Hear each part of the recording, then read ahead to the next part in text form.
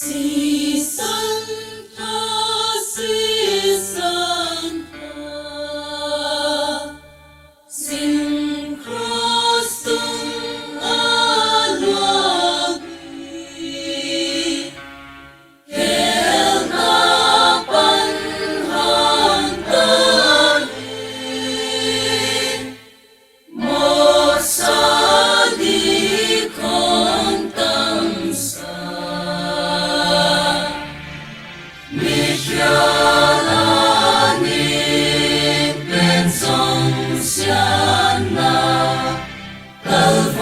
Calvary season paagi,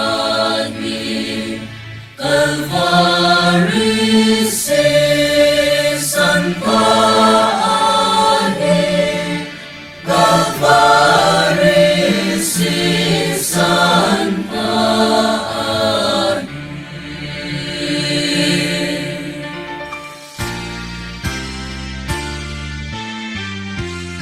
Oh, season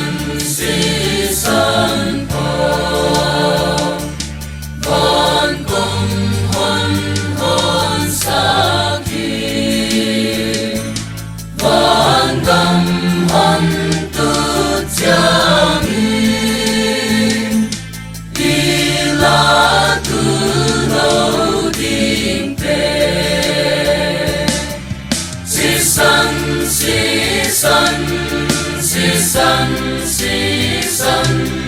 tiin ko blowing ni sa tadi, tiin ko blowing sa tadi, tiin ko blowing ni sa tadi.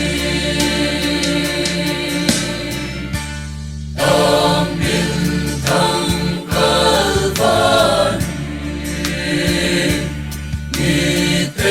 simbo mane, tanggang teng sangin,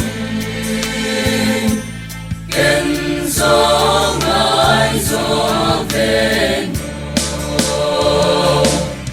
onok na tangomun siyang to, patyan sisan anuan lahi, patyan sisan anuan lahi, patyan sisan anuan lahi.